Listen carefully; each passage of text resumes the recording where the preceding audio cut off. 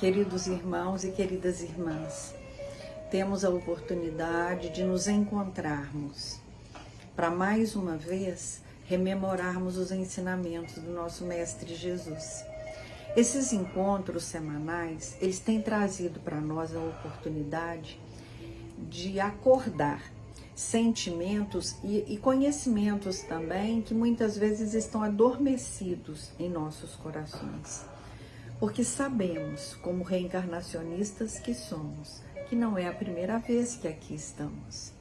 E que ao longo da nossa caminhada, muitas foram as oportunidades desprezadas, muitas foram as oportunidades ignoradas. E agora, não queremos mais ignorar, não queremos mais perder as oportunidades. Por isso, como todas as tarefas que iniciamos nas nossas vidas, devemos iniciar com a prece, aonde conectamos o nosso coração ao divino que habita em nós. Agradecendo a oportunidade da vida e rogando o amparo para nós e para todos que necessitam. E somos todos necessitados, é verdade, mas pedimos especialmente para os que nesse momento têm os seus corações doridos e a dificuldade de compreender que essa dor pode trazer conhecimento e crescimento espiritual. Que o mentor da nossa casa, Zico Horta, e todos aqueles que com ele laboram na espiritualidade possam estar conosco. Busquemos então o Evangelho e faremos a abertura aleatória. Temos sempre lembrado que algumas pessoas fazem a leitura do Evangelho sequencial. Nos nossos encontros de Evangelho Terapia, nós não fazemos na sequência, né?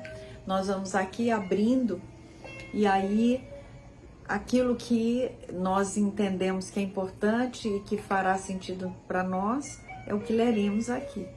E hoje é o capítulo 23. Esse capítulo, ele tem um título diferente, chama-se Estranha Moral.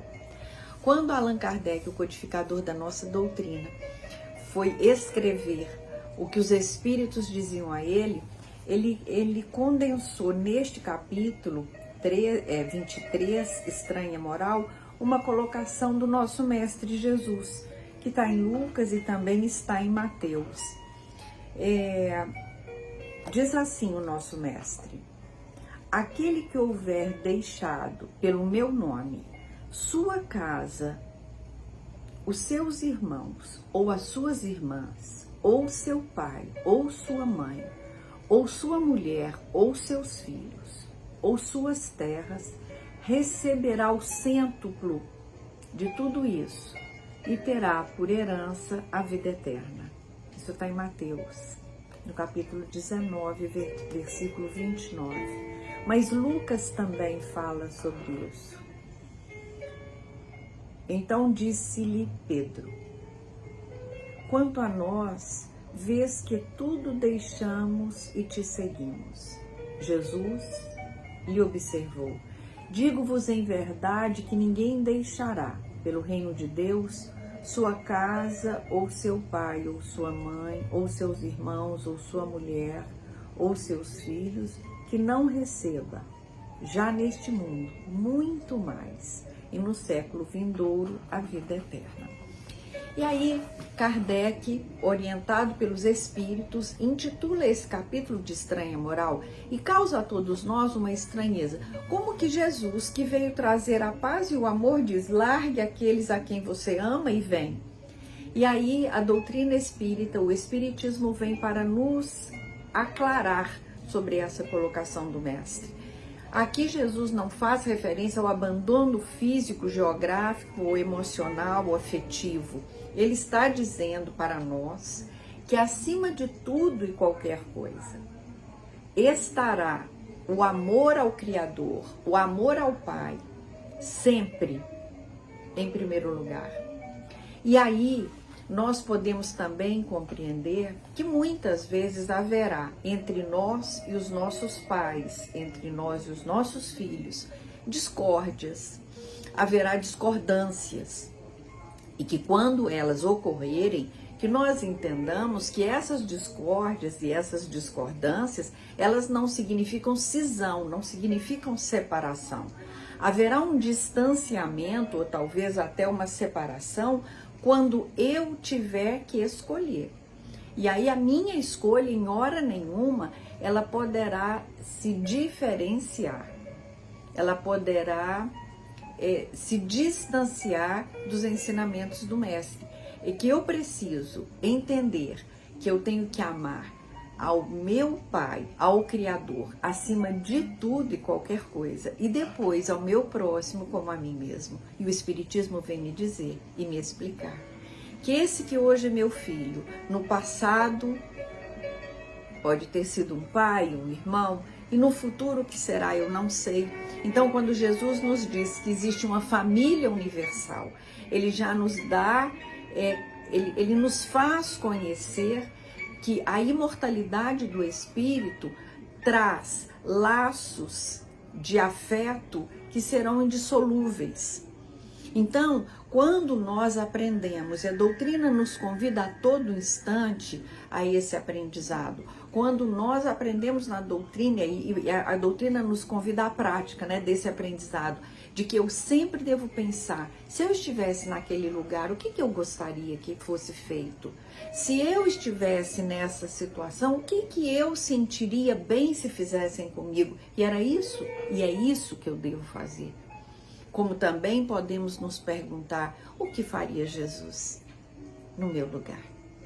Então, abandonar o pai e abandonar a mãe não significa esse abandono corriqueiro. É que ainda que as ideias, que os sentimentos dos meus pais sejam contrários aos ensinamentos que o meu mestre me trouxe e a quem eu abraço, por serem eles os meus pais, não por isso eu terei que concordar, porque a doutrina vai me ensinar que ainda que hoje eu tenha esta pessoa como meu pai, amanhã ele poderá ser meu filho, porque isso para nós que somos reencarnacionistas faz todo sentido. Então, que nós possamos assim, não confundir, não turvar os ensinamentos do nosso mestre, que é um mestre de puro amor, que jamais nos convidaria a abandonar ninguém, muito menos nossos pais, nossos filhos ou nossos irmãos, porque esse mestre que é puro amor, ele nos diz, faça com o outro como se fosse feito a você, só faça com o outro aquilo que você suportaria que a você fosse feito. Então, que dessa forma e com essa leitura seja mais um passo na preparação da celebração do nascimento do nosso mestre, que nós todos, em todos os lugares, né, praticamente nesse momento, já começamos a pensar que vai chegar, já chegou o mês de dezembro e com ele a esperança de que o nosso carinho pelo nosso próximo seja maior, que os presentes, que as alegrias, os excessos, né, na comida que sempre acontece no final de ano, que eles não deixem, que eles não sejam menos alegres, mas talvez menos intensos, mas que nós nos lembremos que não basta que eu e os meus tenhamos, que o meu coração também possa pensar naqueles que nada têm, e não nos referimos só à cesta, ao alimento, mas ao carinho, à atenção, ao amor. Porque é isso, esse mestre, ele pode nascer todos os dias, e ele deveria todos os dias nascer em nossos corações, não apenas hoje, não apenas agora em dezembro. Então nos esforcemos e preparemos os nossos corações para que ele lá possa fazer morada. Graças a Deus.